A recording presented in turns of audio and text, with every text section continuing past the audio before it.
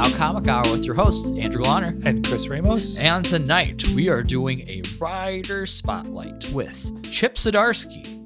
And we kind of went into this as looking at one of his newest stories, Avengers Twilight.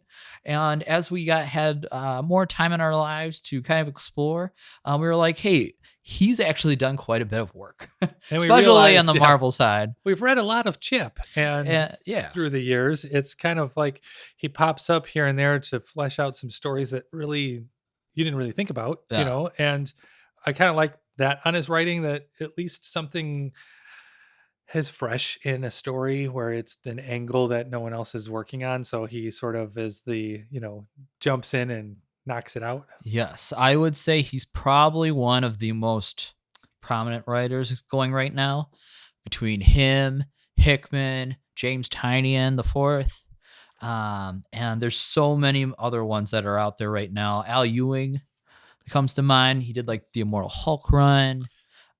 He's still at least top 3, top 4 right now. Yeah, I would say, a Ram V, but he's like in that class of writers right now. Philip Kennedy Johnson comes to mind, but all those guys are like at the top of their game. They're putting out really good content, and they're kind of taking over this old guard, and especially from the 90s and the 2000s, from like Joe Quesada and things like that, and his whole group of like did all the Marvel Knights characters and things like that.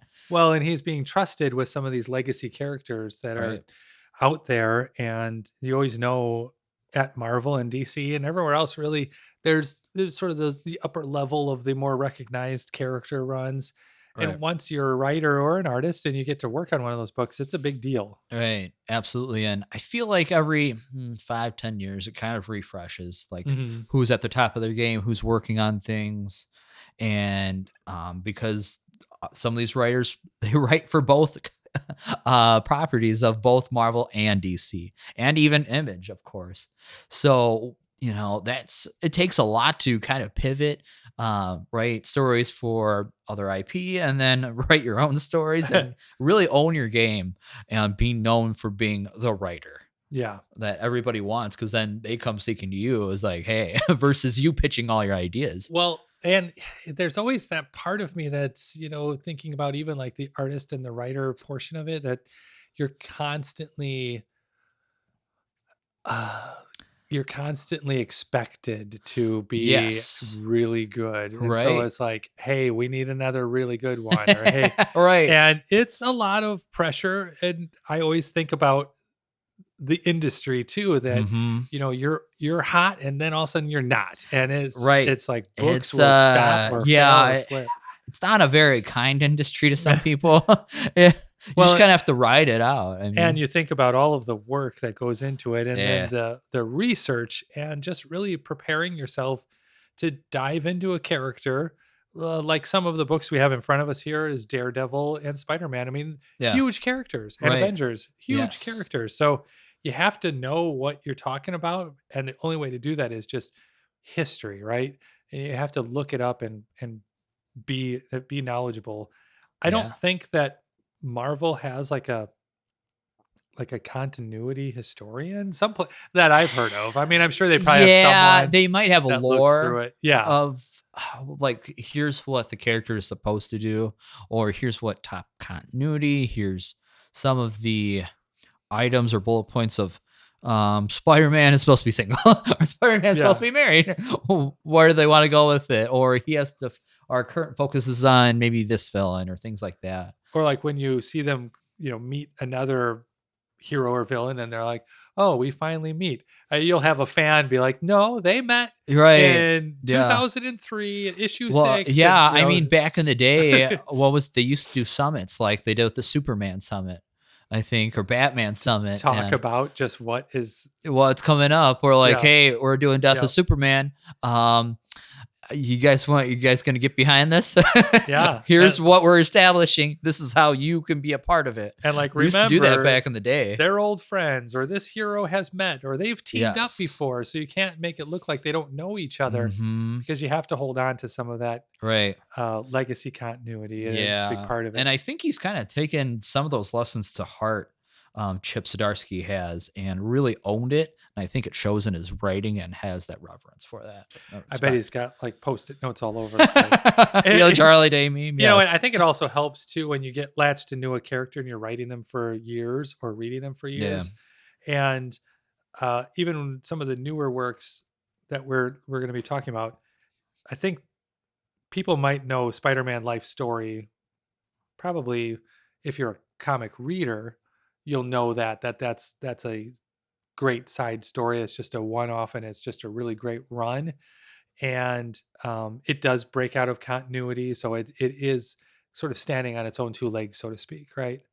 And I think it's a really exciting read because it originally had an idea that not many people were doing, was a kind of acknowledging that superheroes are not aging correctly in the comics, right?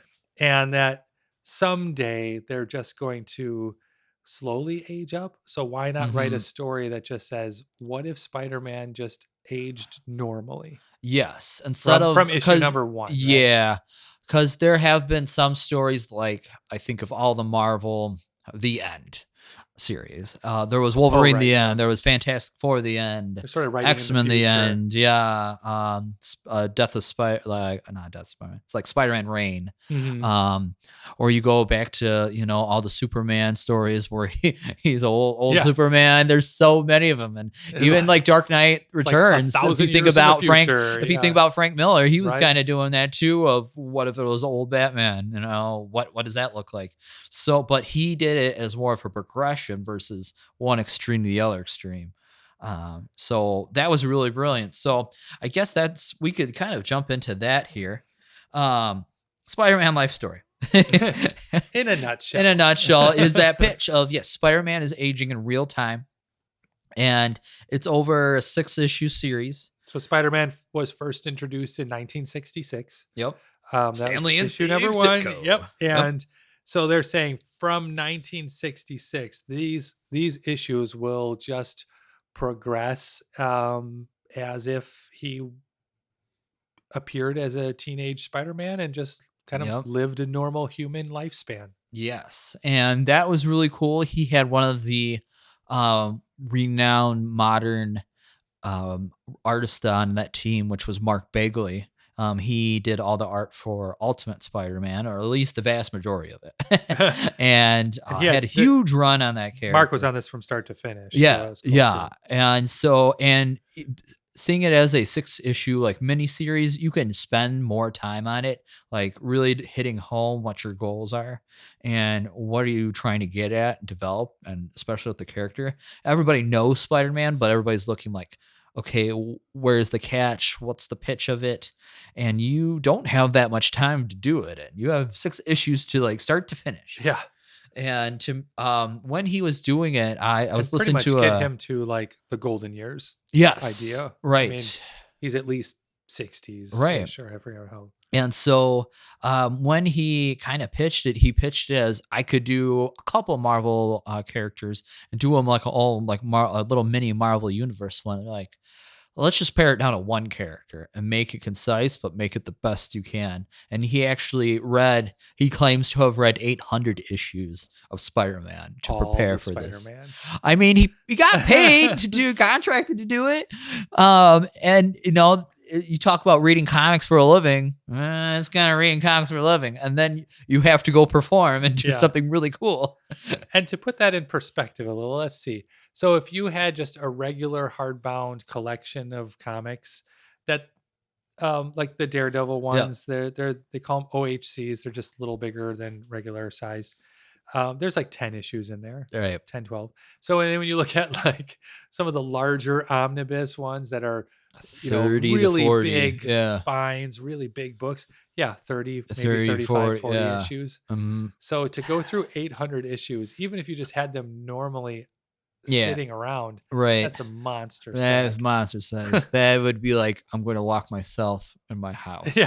Not leave. He said it took him 2 or 3 years to do it? To develop the whole story. So he probably started like plot pointing, I bet. And then like, okay, from the 1960s to maybe, I think probably the end of the 70s, what were the biggest standout moments or what character development moments can I really hone in on that was going on, or what it even says about the time? Because I think it goes from the 60s, 70s, the 80s, 90s, and the 2000s, Early 2000s, right? to the 2000s, and I think, did he get to 2010? 2019. 2019, yeah. So 2020, yeah, 2010, 2019. So it kind of came almost like a good full circle. Yeah, really close. It was cool to like just really own the idea that if Spider-Man was in the 70s, this is really kind of the storylines and the threat level that he would have. So you didn't really have any kind of space jumping, craziness. They introduced a few other superheroes that were bigger at the time, but like, you think about how far Marvel has grown and really expanded. And, what would Spider-Man really still be involved with if he was getting older and older and older, right? Like he wasn't as involved in, I think, a lot of the crossovers that he was before. Sure. So, yeah. And there was like a point of like early on, he's like, he didn't want to get involved in the war. He kind of had some animosity to it. And that kind of says it. He wasn't against it, but he was just like, no, I'm okay. I'm going to sit this one out. I've taken care of Aunt May, but then Flash Thompson went off to war. And then he didn't, in this universe that he talks about, he didn't come back. Or when he did, I think it was like as Venom or something, or kind of hits that home. But that was such a unique way of doing it. Because then, he had more reverence for Uncle Ben. The great power comes great responsibility. Different relationships with Gwen, and how that really big impact. And he didn't come back to Mary Jane so fast. And Clone Saga, he used, I think, Clone Saga in the most effective way I think I've read or seen in media, to make it actually practical and have it actually as a good back and forth plot point. Well, I think he also, as a writer, tried to look at, okay, I'm going to balance this character and not make it where I'm totally changing his origin. No. Like, that's not what he wanted to do. No. But he also wanted to, realize that there were some major pivotal moments in his life that made him the type of superhero that he is. So it's not just necessarily saying, these are all new threats and new things. It's still following the timeline of like big eras in Spider-Man, but huge. Yeah. But not. So it's kind of saying he would eventually live the same life, but he would be looking at him in a different lens because he's 40 years old. Yeah. And he's 50 years old. And so it's like, how far do you really get that recklessness if you've been a superhero for 45 years, and you're like, okay, now I'm looking at this as I don't always have to, tear the whole room down. I can kind of stick to his roots, but way. Kind of how did he want to tackle like those big pivotal moments? Like he still had the Green Goblin, he still had Venom, he still had Morbius, right? Yeah, still had Craven's Last Hunt. Yep. Some of those huge things that he wanted to accomplish, and just he wanted to put his perspective on it and perspective in each time period of that character, which that was huge. It's funny they showed the gravestone reveal, like he's climbing out of the "Here lies Spider-Man slain by the hunter," and in the graveyard there's a Zdarsky. Oh yeah. Stone in the back. Yeah. And I always like too when, number one, of course, when they have the same artist all the way through, that's just a really good sell point. Yep. But the other idea is that they're trying to really make it like the human side of it all, like recognizing the strength of Spider-Man and the strength of Daredevil, really, and most of the characters that Chip is writing are the human level. Yeah. So he's writing the whole like humanity portion of it a little, and then just tweaking it a tiny bit, just saying like, all right, so you're a human, you have a superpower, you're a superhero, but just this one little thing has changed, and how does that affect the story? And he comes up with a really good way to do it. Absolutely. I mean, what was the old tagline from Marvel? Was the universe outside your window? Yeah. And I mean, he does that's kind of his common theme throughout ground most level. of these was ground level. I mean, he doesn't really write big. He hasn't did cosmic yet. He does a little horror, and he does like his humor comics. And we'll touch on that a little bit. But I guess he hasn't, or he hasn't did anything big magic.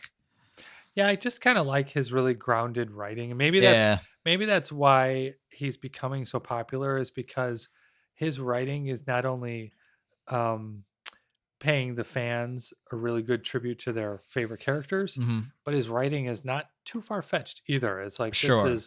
this is the reality writing of how this would actually play out if it was in real life. Sure. So Absolutely. you're not trying to piece it Yeah. any other way. Right. Yeah, so definitely Spider-Man Life Story is one of his huge standout like runs that he has. And It it's really only six put him issues. on the map. Put him on the map. At least to get people outside of the indie world to like respect him, I think. And really to Mm. get really establish himself into this league of art writers that we've been talking about. Which was that's pretty huge accomplishment there. And then he comes along, and how he kind of got started, besides he working at like various print media, he worked at the Globe and Mail. He worked at New York Magazine and some Canadian media outlets. So he kind of got himself as like an illustrator, but he did some writing and just kind of got his hands dirty. Because he does a little art too. He does a little art too, yes. And he did art on Sex Criminals. It is just as the title says. That's kind of a funny series, but people may not know him now for his illustration work that he did, but it's really interesting that he kind of started out that way. He doesn't do a ton of illustration anymore, but that's kind of where his roots are. He did that with Matt Fraction, which another huge writer in the comic book industry, and they kind of really partnered together. And they wrote that series for, I want to say it was, I got it here. They wrote it for, they wrote it from 2013 to 2020. Oh wow! So he spent a lot of time. I mean, if you think about how many issues were coming out in that, yeah, 7 arc, right. So he did a really cool job on that. So that's one of it. He did that at Image Comics with Stillwater. I read Stillwater. I want to finish it, but that was a really creepy, like really interesting, like horror take story. But it wasn't like immediate, like body horror, but it was just one of those like kind of reality ones that you're like, oh, that's such an interesting concept. You just want to dig into it. And he's dug around with Archie Comics, with Jughead. And then he landed after Guardians of the Galaxy came out, and James Gunn put Howard the Duck at the end credits of it. He said, "Hey, I want to write that." So he ended up could be Guardians. I'll do Guardians. Right. So he ended up doing a couple volumes of Howard the Duck run. He did 2 volumes of that, and yeah, he has a huge like 11. It's like a mini omnibus of it, which is still, hey, you have an omnibus of like 464 pages of Howard the Duck, which is such a weird character to like. That's your footstep in. And if I remember, though, it was well received because, again, if you have a good writer on it, you got some good artists, and they take the topic seriously, you have to just lean into the subject matter and have fun with it. I think people really are looking at it, obviously, for the good story and the good outcome and all of the life lessons, but they're also just wanting to be entertained. And that's kind of the fun part, too. Yeah, absolutely. And he's did a lot of, since he kind of kicked that off, he's did a lot of various characters and smaller stories within all these titles of Unveiled Squirrel Girl, Doctor Strange, Invaders. He did, I think, Always an Invader, which was supposed to be really good. Have to check that out. But then he lands on his next biggest run, which was Daredevil. And so Daredevil, he wrote from 2019 to 2021. And then he wrote like a little bit more after that. From 21 to 22. So he just got done. That was Devil's Reign was in 2022. Who wrote right before that? Right before that was Charles Soule. So he was picking up that. Oh, and then volume 7 was till 23. So he went from Charles Soule writing Daredevil, finishing his run, his arc, and then pretty much just going right into, hey, Chip, here's the changes and the stories that we did with Charles Soule. And so it's like, you don't have to totally reinvent everything. No. Still ride the coattails a little because people really, really like that run. That was a good run. Yeah.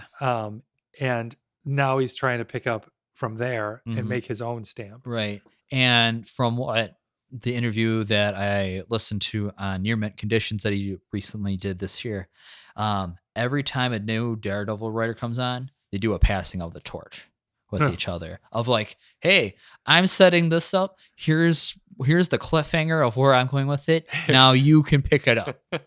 Right? Like Bendis and Brubaker did it really flawlessly. That was really good. That was good. If you know Daredevil, like Daredevil probably has one of the strongest ongoing like creative teams that there is. Yeah. Well, and really a quick shout out to Daredevil just as a comic book arc. Do yourself a huge favor and just get into that character. Like start with. It's probably one of my favorite characters to read. He's really, really got a great team around him where you don't see anything that's too far fetched, and then you start really feeling bad for him because he has a lot of ups and downs. Right, more downs maybe, but a lot of ups. Exactly. Like you think it was. Oh, let's see if I can remember this. Bendis. And then Brubaker. And then Brubaker went to Shadowland with Andy Diggle. And then he went to Mark Waid, the Mark Waid run. And then Mark Waid went to Soul. And now Soul went to Zdarsky. And each one of them kind of sets it all up for each other and really, helps establish what a status quo is and say, here's where I'm leaving them. So you can start preparing and getting to the mind space of where I was. Well, and on top of all of that, they all had a long run, right? Like, so no one was doing 5 issues, 10 issues. These are like 30 to 50. These are long runs, and it gives them plenty of time to tell their story the way that they want it. And then when it finally comes together, it's just sort of like, whoa. Yeah. And I think a lot of them just wanted to leave on that high mark, like we did it. Here's the story we wanted to tell. We dragged him through the gutter and we pulled him out. And there, now you as the reader have gone through all the emotions with us. Yes. And so, Chip Zdarsky is one of the latest ones that come on. Whereas I think the newest writer just started his run, but just very beginnings. And so it was really cool to start digging in. He got to plan his own Daredevil event, which was Devil's Reign. He introduced us the perspective of what if Elektra took over the role of Daredevil, which is interesting, and not just for a female being in Daredevil's role. Like, why can't anybody be Daredevil? He does play around with that concept, but why was it the right time to bring transition Elektra being the sidekick or the romantic interest to being Daredevil? Yeah. And she got some newfound perspective for him. And I'm really excited to see. I haven't finished the complete story yet. The second omnibus for it's coming out this winter. So excited to read that, because right now I just read the first 3 deluxe editions, and wow, it was really interesting to see where he comes in. Chip Zdarsky kind of plays around this guilty conscience, and other writers have played around it, but just in totally different perspectives.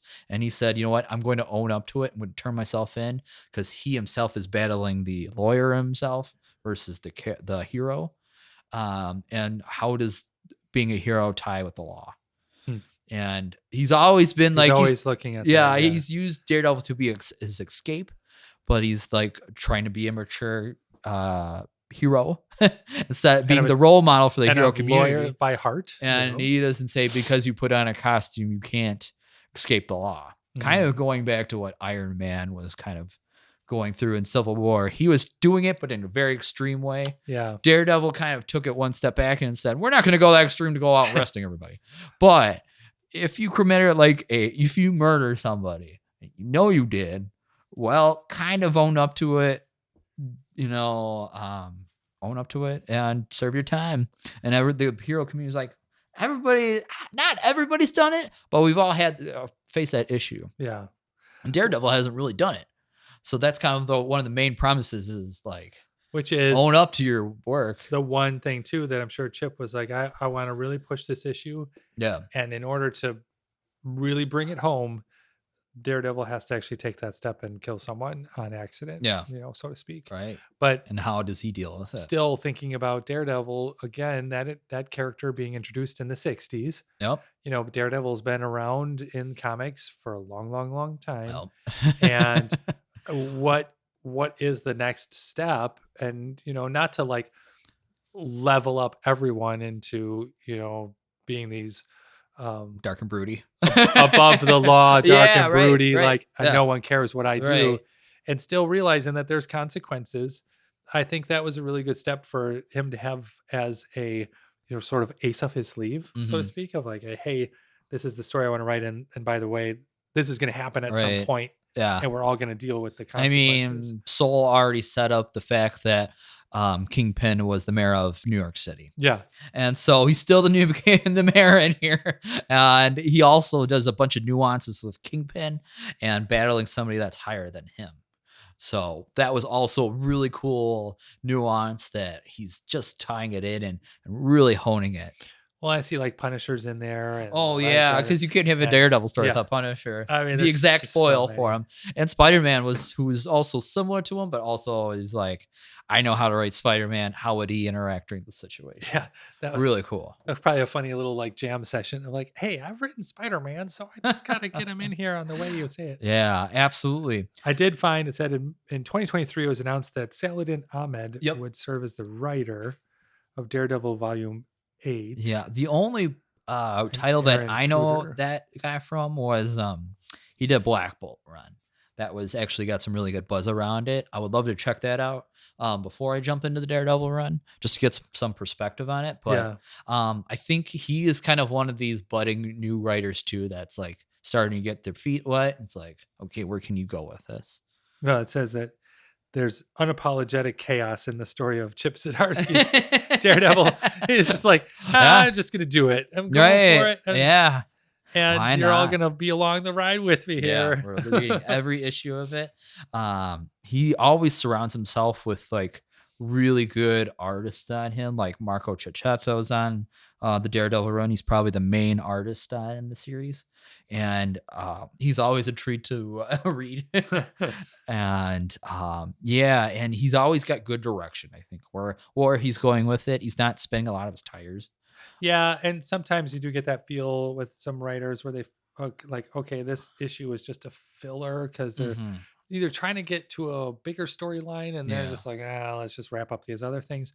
But really, reading a well thought out writer like Chip, you're going to run into this like playing the long game. Yes, and you want that really so that you can get the most bang for your buck out of the story. And it doesn't really kind of dishearten me too much that they just take their time and build the story correctly as if it was a full novel, like an actual hardcover book. Right. And, now you've got the art to kind of flow you with. That's kind of a cool way to do it. Absolutely. So then while he was finishing, and I wonder if he was doing it simultaneously, but he was also writing Batman.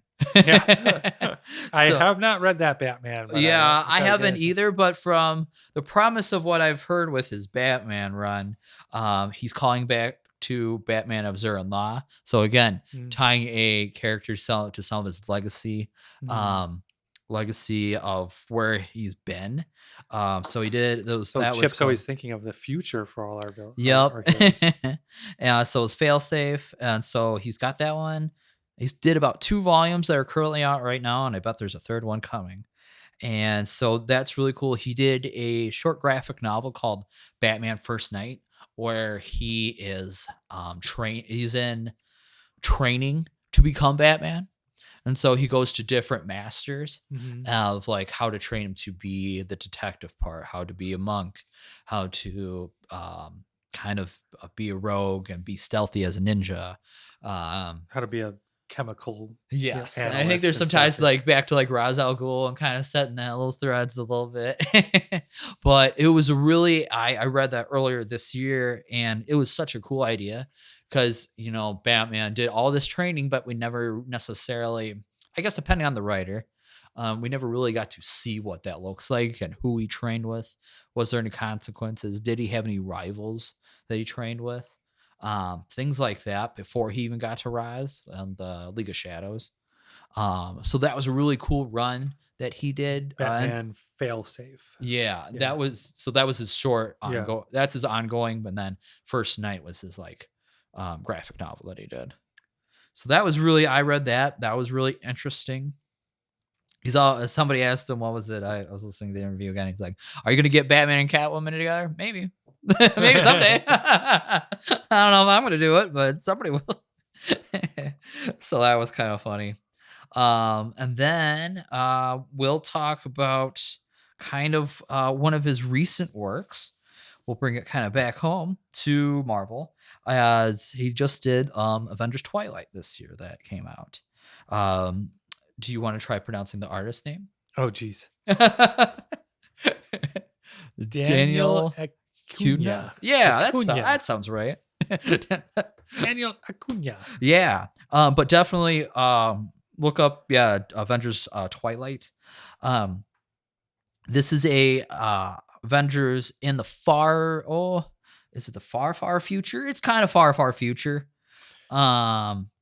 But it says far-flung future. Far-flung. A dark vision of the far-flung future. Yes. And so this was kind of the book that kind of inspired us to kind of do a deep dive of what else in his bibliography that Chip has done.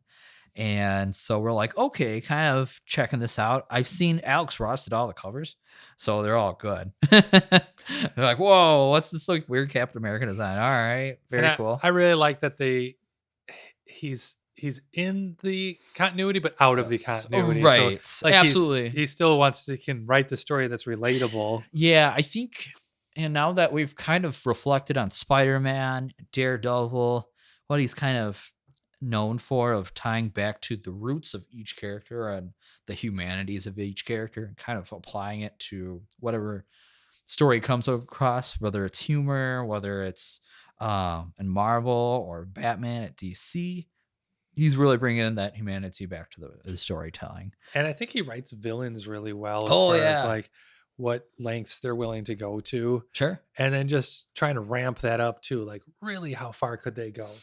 What would be an ultimate surprise that everyone always has something that they're going to reveal? And that's been a long comic book theme forever of just like, oh, you think that we've set the status quo? It's like, how about this surprise? Right. And it just ramps it up again. And that was always how comics would end, is just like, oh my gosh, I never even thought of that. So it's trying to stay 2 steps ahead. Right. And again, we kind of went and kind of mentioned, each writer kind of brings their own vision of what the future or the end of a universe would be, whether it's for Spider-Man, Avengers, X-Men, Superman, Batman. And so Chip kind of, he did it once with Spider-Man, but with this Avengers book, he's kind of like, I want to do something far future. Not that we couldn't picture it, but what is if everything went to crap? Yeah. How could the Avengers lift themselves back out of it? Well, I mean, the side debate on that for years, decades now, has been, if the world continues with heroes and villains wrecking it so much, there's going to come a point where just regular humans just cannot possibly keep up. Right. And just can't like live in this constant battle of thwarting and fighting and blowing things up. And it's like, there's only so far that there's no end game in that, other than just superheroes eventually coming to the end of it all and saying, how do we really, really wrap this up? Right. Like, who has to not be here anymore? Right. And that's kind of what the premise is of Avengers Twilight. Yeah. And so it kind of starts out as Steve Rogers. We wake up, Steve Rogers looks like he's in his 80s. He might have dyed his hair, but he looks like he's in his 80s. And for us as people who have read comics for a while, we know that Captain America, except on a small handful of occasions, has never grown old.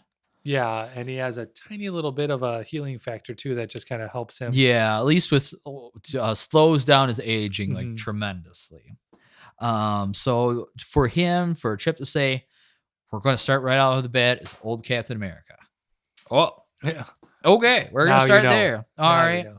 And yeah, I kind of starts out as young or old. Every day starts exactly the same way. You open your eyes, even if you don't want to. And most of the days, before I hear a voice, come on, come on, old man.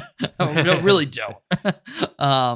And so he's kind of semi-retired, and you're like, how can Captain America retire?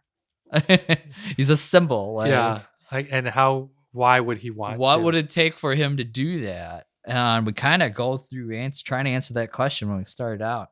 And it's a very, very techie world where he wakes up in. He kind of just gets out of the house just to go meet up with some friends.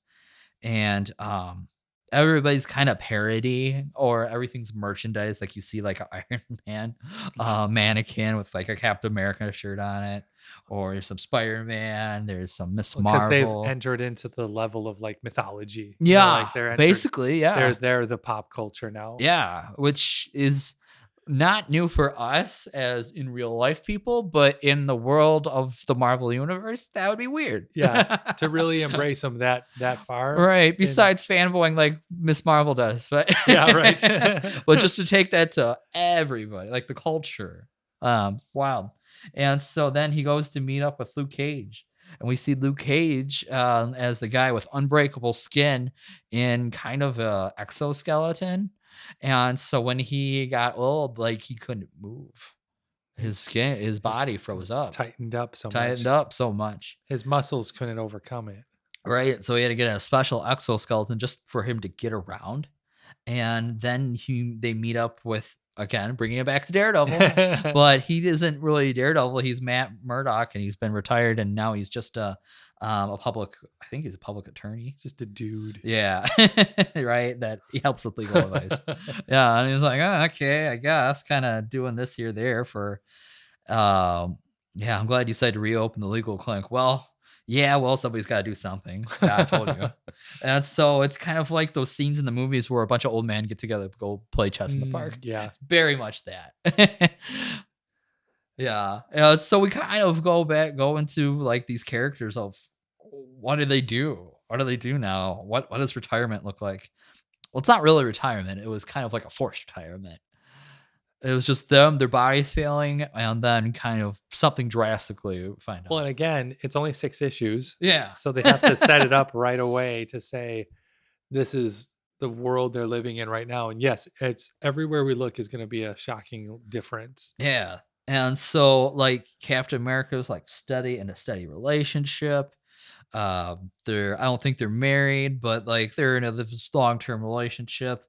And he gets kind of freaked out when there's like a biopic on the Red Skull. And you're like, what the heck's this? Why are we putting this on the news? I beat the Nazis a long time ago. And a Red Skull still being around too. It's just one of those, everyone has the villain that they just can't shake. And yes. Captain America. Oh yeah, it's tried and true. Red Skull. That's right. Part and parcel. And you're like, oh, okay. Well, it's kind of weird. And then you find out Iron Man is out of the picture. And it was like, when you think about the Trinity, it was Captain America, Thor, and Iron Man that started everything, along with the Hulk. They kind of tie that in. And the Hulk is on the side. Yeah, and Giant Man and Ant-Man, or Giant Man and the Wasp. Yeah, that's your core Avenger group. So when you find out like Iron Man's out of the picture, but his son's kind of around, but his son is like the jerkiest person. You just want to punch him in the face so hard. Growing up like that. Yeah, and probably wasn't around the best parents ever. So what happens when your dad's Tony Stark? He has infinite money. You never had to work for anything, and you kind of get corrupted by the system. And if your father's taken out of your system, your mother's kind of gone away, and you never see her. You don't have a healthy household or anything. So that was kind of a big deal for him. So trying to like navigate this world in a long sense of like how does Steve Rogers go about it was really he's kind of like the focus on it, but how does he get that fire lit back into him too? He's the one that walks you through. And you know what?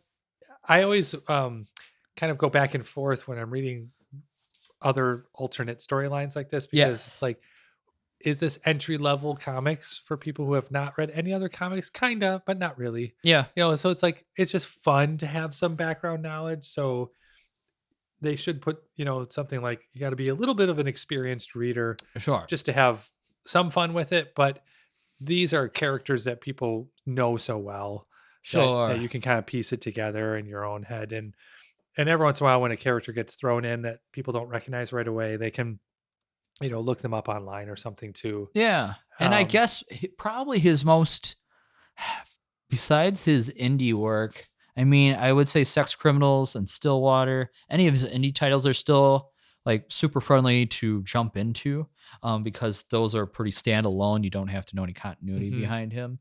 Spider-Man, you gotta know at least something about the guy. Yeah. It's still a fun read if you didn't know much. Yeah, true. And then like you're saying, you know, Batman, you have to know something about kind of his lore a little bit, but just be willing to go through all the crazy madness. And like just the idea. I think maybe Daredevil might be the most unique spot and reader friendly spot to jump in because you don't necessarily have to know where he's coming from. Yeah. And that you could always go back and forth, I think. I would say you should treat Daredevil like completed arcs and read the arc. Yes. But you don't have like don't jump in the middle kind of idea, you know, but like read the arc and then you can compare each arc to the next. Right. And Avengers Twilight again is the same, you know, 6 issues. Here's the basic setup. Yeah. Here's what's different. And then now I can pull the rug out from under you because I've set up this like rule. Yes. And then now everything after this is going to be a surprise. Right. So, right. So, you know what, at least it's the starting point is in this world. This is how it is. Yeah. And I think that's what Chip really does well. Like he knows his boundaries as a writer and he knows at least his characters in and out that you don't feel like he's trying to just go along for the ride, you know? So right. Absolutely. He has such rich history and relevance for each character he's writing. And he also wants to tie it back to their roots. But he also wants to put what new life can I bring and what new meaning can I bring to each of these characters. Yeah. What would be the next story after this anyway? Right. It'll be interesting. Like, how do you top like writing Spider-Man, writing Daredevil, writing Avengers, like a little Avengers mini? I don't know. What would you like to see him write if you had to pick a Marvel or DC? I still think that he's going to be one of those writers that they call upon when a book stales out. Sure. You know, I could see him getting into X-Men and kind of revamping that. Okay. But I also don't know if he's a good like team writer. I just wonder if he's more of a I'm gonna take this solo, one character and pull them up, you know, like, that's fair. So he could be a good, again, ground level. Like I don't think he would write Doctor Strange very well. It would be interesting besides the like 1 or 2 fill-in things. Or he could write like a Catwoman or a Robin or something. I could see him kind of doing that. Yeah, maybe he picks up. It would be interesting. Very similar to Daredevil. Yeah, anyway. Right. Yeah, maybe do a Nightwing. or like a Tim Drake, one of Tim Drake's books. I think that'd be cool to do, even just like a Bat story. Family. Yeah, kind of bounce off what he's already doing. It seems like that's not to just totally keep him in the corner, but I think it's his strength. Yeah, and every once in a while, no matter what character it is, they need a little oomph every once in a while, just like he did for these. Yeah, right. Let's see. If I had to pick a character for him to write, because he already did Daredevil. That's hard. That's always your character. Daredevil. Yeah. And then Doctor Strange, but again, he did a little bit of it, but I'd rather see, because he's not really a big magic guy. Yeah, I don't know. I have to ponder on that. Hulk is going through a lot of radical stuff right now, but that'd be cool. He's going through some things. Yeah, I mean, I don't know. Take it back to Bruce Banner, kind of just seeing if he actually could solve a problem. Yeah. Or just get into maybe one of the side characters within the Hulk's lineup, you know, like write like a Rick story or whatever. Yeah. I don't know, making Hawkeye relevant again after, the Matt Fraction did such really brought him to new heights and gave him new life. After that, it's been kind of like, what's Hawkeye up to? Yeah. Let's get back to that. I don't know. I think there's still plenty of opportunity out there. Maybe you could do a Captain America run. I don't know. I think Brubaker kind of really brought it up. Now everybody's like, I don't know how to do that. Well, and I also think, coming up with his own characters is probably on his list. Going back to doing some indie work. Yeah. But he has got to do both. He's really good at this. Yeah, absolutely. I think it would be really cool to see what's next. And we definitely recommend picking up some of these trades. He's got 3 Omnis out for Daredevil, Spider-Man, and Howard the Duck. And I'm sure he's going to get more as it keeps continuing on, and we'll keep continuing to pick up his work and check out what's coming out next. Yeah. This has been another great episode of Bam Pow Comic Hour. This is your host, Andrew Glauner. And Chris Ramos. Signing off. Goodbye, Chip.